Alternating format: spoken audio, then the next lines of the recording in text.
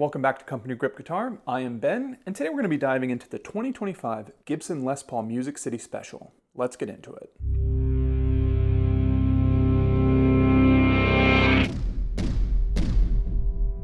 Welcome back to my channel. It is a particularly gloomy summer morning here in Los Angeles, so we'll just see how the light changes during the course of this video. Now, I never had any intentions of reviewing this guitar this week. In fact, I had something else almost ready to go, and then Gibson did what they've been doing a lot of since Cesar took over as CEO of Gibson, and that is putting new spins on old designs and just chucking them out there into the world. And so that's what we have here. Well, I, for one, am very excited to try this guitar, but first, here's how this video is going to go. I'm going to do a very quick explanation of the two guitars that supposedly inspired this guitar. Then I'm going to get into the specs on this guitar itself, all the measurements, the pickup readings, the neck measurements, the body thickness, the neck dive, all that stuff. And then finally, I'm going to do a sound test. Now, if you want to just jump ahead to any particular section, there is going to be an index bar down below, or there's also the little tabs at the bottom of the video. So feel free to skip ahead if you don't want to hear me babble on about all the specs on this. All right, so let's move on into just what inspired the Music City Special. Oh yeah, and one more thing. I did buy this guitar with my own money, so all the opinions in this video are my own. The very first thing printed on the Gibson website for this guitar is celebrating 50 years of Gibson in Music City, the Les Paul Music City Special 50th Anniversary. It's an updated modern twist on two historic Gibson models, taking much of its inspiration from the 70s era Marauder with a touch of the Music City Junior in its DNA. So the first of the two guitars that inspired the Music City Special is the Marauder. Now that guitar was released in 1975 in a Norland-owned Gibson era. Now if you don't know a lot about Norland, they're known for cutting corners, shaving dollars wherever possible, using cheaper materials, and utilizing some unconventional practices. Does anybody remember the pancake bodies? The Marauder is a good example of the Gibson ethos at the time. The bodies were inconsistent. They were made of different materials. You never really knew if you were going to get one with alder, one of them with mahogany, one with maple. The neck was a bolt-on neck, which it's pretty well known that doing a bolt-on neck can be a cheaper and more time-efficient process. Additionally, all the electronics were mounted to a pickguard in another area of the factory, and once everything was done, you could just slam it all together, kind of more like the assembly line approach to a guitar. Now, the Marauder itself wasn't necessarily a bad guitar, it just was made in an era when Gibson wasn't really known for their high quality. That being said, the Marauder certainly has some of its good moments. The pickups in particular were designed by Bill Lawrence, and even to this day, you will find some die-hard fans of the Marauder. Now that being said, it only sold about 7,000 guitars over its 7 or 8 year run, which isn't really enough to make it obscure, but it's certainly one of those guitars that when you ask people about it, they go, what? A Marauder? What's that? So that's the main inspiration, I think, for the Music City Special here. Now, the second guitar that Gibson says inspired this is the 2013 Music City Junior. Very unique guitar, very unique design. You've got a Les Paul Junior body with a Joe Glaser B-bender system built into it. All ash body, maple neck, maple fingerboard, two coil tappable PA90s. You don't see these guitars around a lot. Every once in a while they pop up on reverb, but they generally go pretty quick. Now I don't really know what about that guitar inspired the Music City Special. As far as I can tell, this is 95% Marauder and maybe just the Music City Junior in name. Maybe that's the only thing it needed to be qualified as inspiring this design. I don't know. Now if you do ask me, why did Gibson choose the Marauder to represent the 50th anniversary special edition? The only thing I could guess is during the R&D meeting, Cesar, the president and CEO of Gibson, was flipping through the archive books, looking for something he hasn't redesigned, reinvented, or re-released yet, found the 1975 Marauder, which did come out of Nashville 50 years ago, and said, that's the guitar we're going to use, the Marauder. That's a guess anyway, but he does seem to have a knack for re-releasing the RD, the Victory, the Theodore. Maybe this is just the next one in the line. That's my guess anyway. Anybody else have any theories? So yes, this is the 2025 Music City Special 50th Anniversary Limited Edition guitar. Matt Kaler of Gibson says, it draws on everything we've learned since opening our Gibson USA craftery and channels it into something new and inspiring to play. It's a positive statement. I don't think it's meant to be dissected too much. I guess I just wonder why it's called a Les Paul and not a Marauder, but maybe that was just a marketing choice. Anyway, the guitar retails for $1,800, which is no small amount. It is currently available in 3 different finishes. You've got wine red, ebony, and this is the tobacco burst model. They are all nitrocellulose finishes. They are making 650 of each finish, so that's why it's a limited release. So if you want one, it's probably a good idea to grab one right now. Why did I pick the tobacco burst, you might be wondering? Honestly, I couldn't tell you. I've said in other videos that generally I choose finishes that expose all of the wood grain so that I can examine it better because I'm a nerd like that. But for whatever reason, when I had the tobacco burst in the cart, it just called out to me. Now that being said, when this guitar arrived, it did have a crack in the pickguard from a over-tightened screw, I'm guessing, which means I'm either going to have to swap the pickguard, or after this review, maybe I'm just going to send back the tobacco burst and get the wine red finish, because the wine red finish is the only one that has a translucent back and neck. And some of the photos I've seen online, there's actually a lot of neat tiger striping on the necks. And so I think that could be a nice design cue anyway. I didn't realize that until after I clicked order, and by then it was just a little bit too late. I didn't know if these were going to sell out too fast or not. Now, as far as the general consensus on this guitar, it's been surprisingly positive. And I only say that because I remember when the Theodore was released, both the custom shop model and the Gibson USA didn't really strike it out of the park for that one. It was kind of a lackluster response, and even today, several years on, it seems like generally that guitar is kind of the butt of a few jokes. Like, even when this was released, there were comments like, hey, at least it's not a Theodore, things like that. So yeah, I would say overall the consensus is pretty positive. Myself, I actually kind of like it too. Yeah, I don't understand the Les Paul naming of it, other than you do have like a Les Paul style body, but you should just call it the Marauder. It is the same Marauder shape, the same beveling, more or less. We'll get into that in a little bit.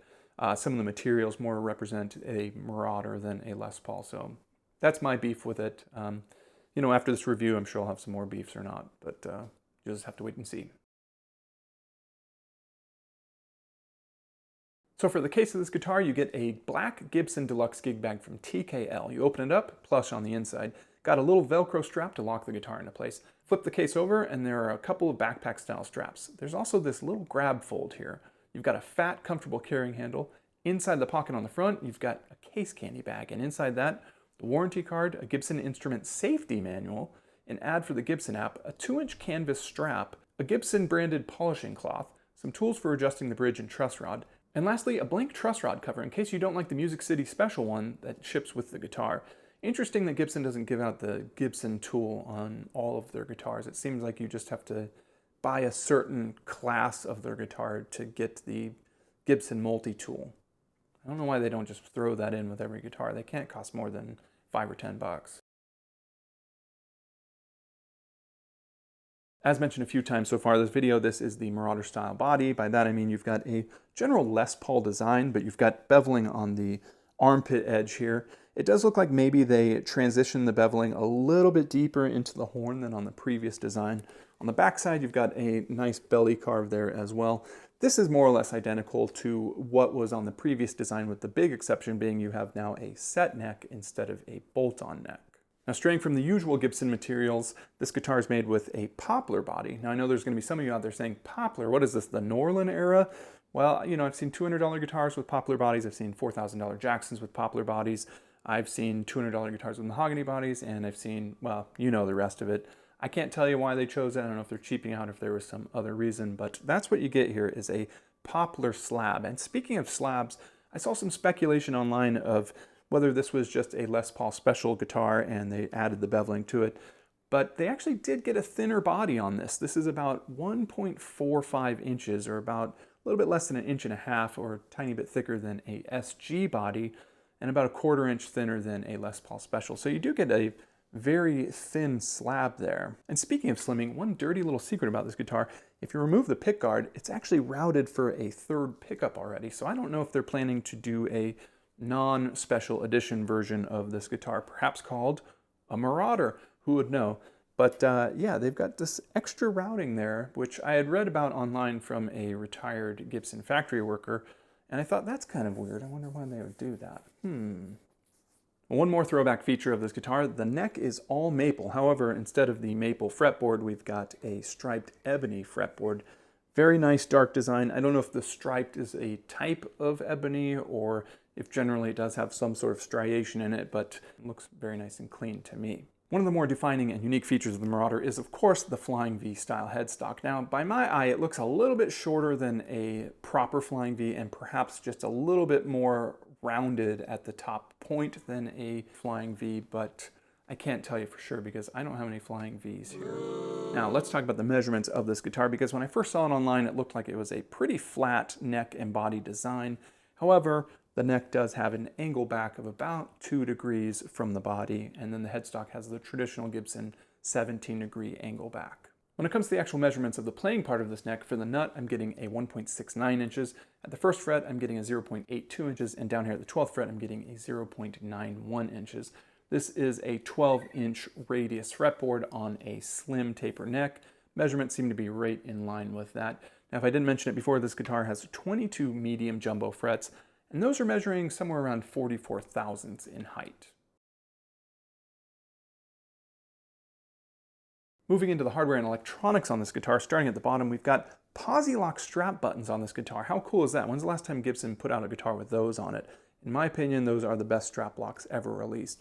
Just over from there, we've got a metal jack plate, which is a win in my book. The old Marauder, you had the jack built into the plastic pickguard there, so I think that is a much needed improvement. Just up from there, we get to an all aluminum stop bar and Nashville style tune-o-matic bridge from Advanced Plating. These two components are so light. Together they weigh just a tiny bit more than 2 ounces. Now, if you're not familiar with how the Nashville style tune-o-matic bridge works, well, you would use your thumb to adjust the screw here to raise and lower the bridge, or if the strings are providing too much tension for that, you can actually use the included Allen key to adjust the screw that way, and then the saddles move forward and backward to adjust your intonation. Moving up from there, we get to our 2 Gibson 70s tribute pickups. I believe these were introduced during the 2020 NAMM show for the 70s and 80s tribute models like the Flying V and the Explorer. Could be wrong on the dates there, but I'm excited. I've never played these pickups before. They are Alnico 5 magnets, very hot. Interestingly enough, online it says they're interchangeable, but down here when you pop the pick guard, you can see this one says rhythm and this one down here says lead. So I'm not sure if these have the same exact winds as you would buy on their website or if they are a little bit different somehow. I don't know, but they are both wax potted and they are very, very hot. The bridge pickup here is reading a 14.43 and the neck pickup I'm reading a 16.06, and somewhere in the middle there I'm reading a 7.72. So as you can see, extremely hot Alnico 5 magnet pickups. Very excited to try those out here in a little bit. Moving over here to the electronics, we've got our master volume and our master tone here, and then our Switchcraft switch there. Now these 2 pots here are 500K audio taper CTS pots. Lastly, we've got this really tiny blue capacitor, and there's blue mylar capacitor. I don't know exactly what that is. I can't read it. I imagine it's just a cheaper version of an orange drop, but I couldn't tell you. Moving up the neck here, we've already talked about the frets. Let's get into the truss rod here. So we'll pop that cover off, and that is a very nice, clean looking truss rod pocket. Get a little look at the maple there, and everything looks pretty standard. And lastly, moving up from there, we get to our Grover Mini Rotomatic tuners. Never been a real big fan of these, but they are lightweight. These ones clock in at a 14:1 tuning ratio.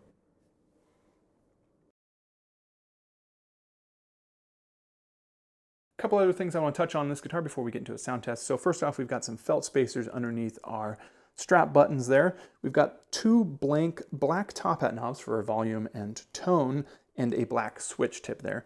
As far as our pickguard goes, it's 5 plies, black, white, black, white, black. I think it's a nice look, but some people online say it's too big or they're not a fan of it. In my opinion, it is sort of a perfect blending of the old Marauder pickguard, and it does look like a Les Paul Jr. tribute double cutaway pickguard, kind of merged into one to make this guitar. Overall, I'm a fan. Let me know what you guys think of it.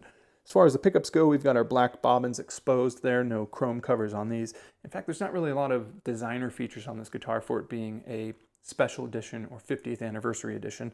What I mean by that is there's no binding on the neck, no fancy inlays, you just get the acrylic dots, just your normal fret markers there. Moving up from there, we get to our Graphtec nut. You do have a special truss rod cover here that says 50 years Music City, so maybe that is the designer feature of this guitar. Lastly, up at the very top, we've got our gold Gibson print.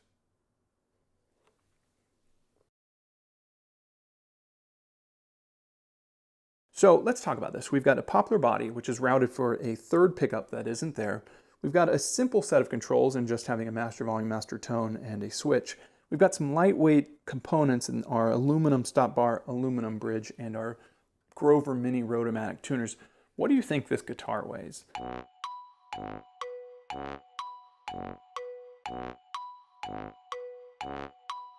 Well, much to my surprise, it actually came in at a whopping 7.84 pounds, or somewhere around 7 pounds and 13.5 ounces, which is heavier than any SG that I've measured over the years, and even heavier than my Gibson Firebird.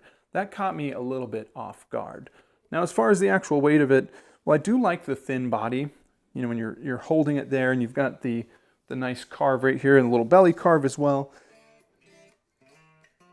It does feel a little bit like a SG to me, which is a very familiar territory. Let's see how it does on the neck dive test, because a lot of people online have been saying, well, with those components, the poplar body and the maple neck with that giant headstock, this is going to be neck dive city. And to be honest with you, I maybe would have thought that until I measured the actual total weight of the guitar. And now I'm not as convinced that the poplar is as light as everyone was thinking, myself included. So let's put on a strap here. This is just a 2-inch locket strap. And here we go. Let's see. Ooh, look at that. That is a surprise to me.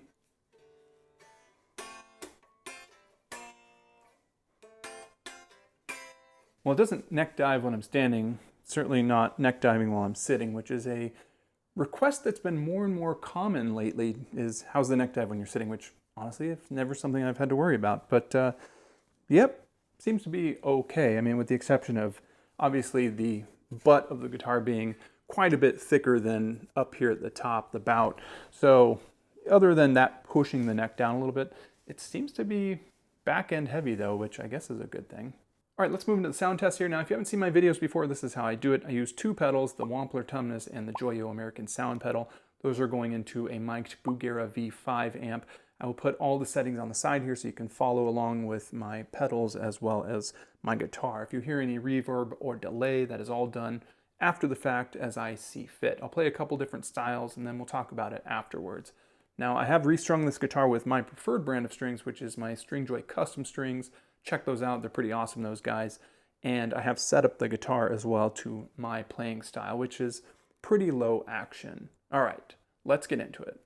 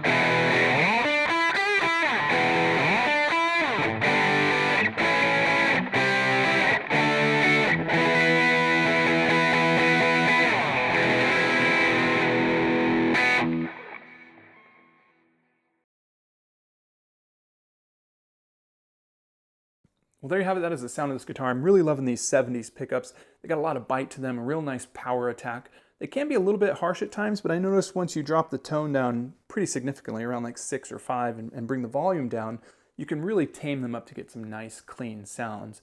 No doubt from those Alnico 5 magnets, I think.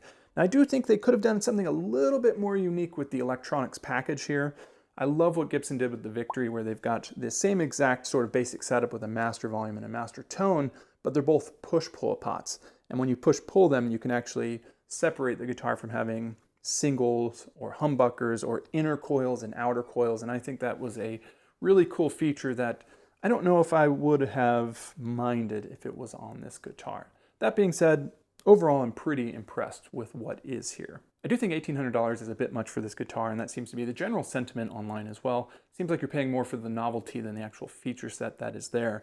I was disappointed from the get-go that it came with a gig bag instead of a hardshell case. I mean, the Gibson Deluxe bag is probably the nicest gig bag that's out there, but I was expecting the 50th anniversary special edition of Gibson guitar to be in some sort of hardshell case emblazoned with like a stenciled Gibson Guitars Nashville, Tennessee on the side of it or something like that. Just something that represents the celebration that this guitar is supposed to represent. Anyway, I got ideas, Gibson. You know where to find me. And not to nitpick, but since you did ask, I do think that these finishes, while they're fine, the Tobacco Burst, the Ebony, and the Wine Red, they're a little bit standard for a Gibson USA model, so it would have been nice to see something that popped just a little bit more in the Gibson USA line for a limited edition special guitar there. Maybe a Pelham Blue. We haven't seen that on a Gibson USA model in a while. Or perhaps TV Yellow is always a good one. I think that's on the SG right now and the Epiphone USA Coronet. But as far as that, I'm not really too sure. I think Golden Mist would have looked nice. Anyway, appreciate you taking the time to watch my video. I know that these can be a little bit long and drag on, so definitely means a lot to me. If you like content like this, please consider clicking the subscribe button or at least liking the video. Look forward to hearing what everybody has to say about this guitar, any thoughts that you might have. All right, I will see you next time. This is something me and my wife discovered a long time ago. My cat only sings to one song as like a back and forth call. This is a Jim O'Rourke song. I forget the name of it.